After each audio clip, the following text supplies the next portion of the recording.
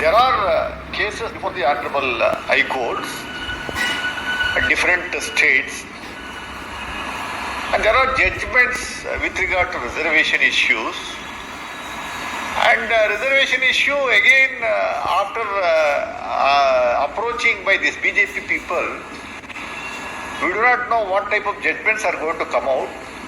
Based on that, within the purview of the constitution, definitely we are going to give 4% reservation to Muslims, that is a minority community, that too in the tenders of contracts. Contract tenders ಅಲ್ಲಿ ಮಾತ್ರ 4% reservation ಕೊಡುವಂಥದ್ದಕ್ಕೆ ನಾವು ಬದ್ಧರಾಗಿದ್ದೀವಿ within the constitution. ಕಾನ್ಸ್ಟಿಟ್ಯೂಷನ್ನ ಮೂಲ constitution change ಮಾಡುವಂಥದ್ದಕ್ಕೆ ಅವಕಾಶ ಇಲ್ಲ. Article 14 ಪರಿಚ್ಛೇದ 14, ಪರಿಚ್ಛೇದ 15/4, ಪರಿಚ್ಛೇದ 16/4. Constitution article section 14, section 15 subclass 4, section 16 subclass 4 are very very clear. Reservation ಕೊಡುವಂಥದ್ದಕ್ಕೆ ಅಧಿಕಾರ ಇರುವಂಥದ್ದು ಪಾರ್ಲಿಮೆಂಟ್ಗೆ ಮಾತ್ರ. ಇದು ಬೇಸಿಕ್ ಕಾಮನ್ ಸೆನ್ಸ್ ಇರುವಂಥದ್ದು ಬಿಜೆಪಿಯವ್ರಿಗೆ ಆಗಬೇಕು. ಕಾಮನ್ ಸೆನ್ಸ್ ಇದೆ, ಎಲ್ಲ ರೀತಿಯ ಸೆನ್ಸ್ಗಳು ಇದ್ದಾವೆ. ರಾಜಕೀಯ ಲಾಭ ಪಡಿಬೇಕು ಅನ್ನುವಂಥದ್ದು ದುರುದ್ದೇಶದಿಂದ ಇಲ್ಲ ಸಲ್ಲದ ಆರೋಪಗಳನ್ನು ಮುಚ್ಚೂಣಿಗೆ ಬಿಟ್ಟು ಇಡೀ ದೇಶಾದ್ಯಂತ ದೇಶವನ್ನೇ ಅಲ್ಲೋಲ ಕಲ್ಲೋಲ ಸೃಷ್ಟಿ ಮಾಡುವಂಥ ಒಂದು ವ್ಯವಸ್ಥೆ ನಿರ್ಮಾಣ ಮಾಡಿಕೊಂಡಿರುವಂಥದ್ದು ಬಿಜೆಪಿಯವರು. ಇಡೀ ದೇಶದಲ್ಲಿ 17 ರಾಜ್ಯಗಳಲ್ಲಿ ಬಿಜೆಪಿ ಸರ್ಕಾರ ನಡೆಸ್ತಾ ಇದೆ. 17 ರಾಜ್ಯಗಳಲ್ಲಿ ದೇಶದಲ್ಲಿ ಕಳೆದ 11 ವರ್ಷದಿಂದ ಬಿಜೆಪಿಯವರು ಅಧಿಕಾರದಲ್ಲಿದ್ದಾರೆ. ಯಾವ ರಾಜ್ಯಗಳಲ್ಲಿ ಯಾವ ರೀತಿ ಇನ್ಸಿಡೆಂಟ್ ಆದ್ರೂ ಹೊರಗಡೆ ಬರಲ್ಲ, ಚರ್ಚೆ ಆಗಲ್ಲ, ಹೈಲೈಟ್ ಆಗಲ್ಲ.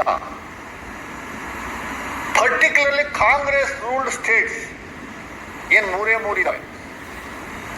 ಒಂದು ಮೇಜರ್ ಸ್ಟೇಟು ಕರ್ನಾಟಕ.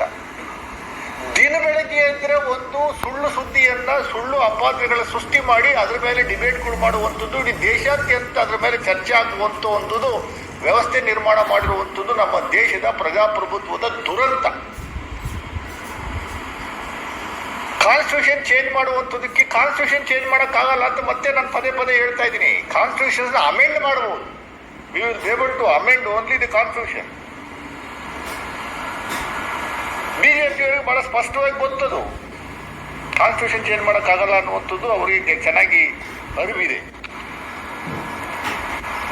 ನಮ್ಮ ದೇಶದಲ್ಲಿ ಸಂವಿಧಾನ ಬರೆಯುವಂಥ ಸಂದರ್ಭದಲ್ಲಿ ಡಾಕ್ಟರ್ BR ಅಂಬೇಡ್ಕರ್ ಅವರ ನೇತೃತ್ವದಲ್ಲಿ ಸಮಿತಿ ರಚನೆ ಮಾಡಿದಾಗ ಜನಸಂಘ BR ಅಂಬೇಡ್ಕರ್ ಅವರ ನೇತೃತ್ವದ ಸಮಿತಿಯನ್ನೇ ವಿರೋಧ ಮಾಡಿತ್ತು.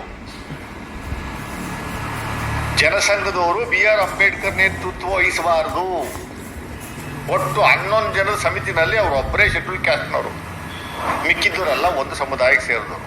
ಅವರ ನೇತೃತ್ವದಲ್ಲಿ ಸಮಿತಿ ಆಗಬಾರ್ದು ಅಂತ ಆಗಲೇ ಅವರು ಆಪೋಸ್ ಮಾಡಿದ್ರು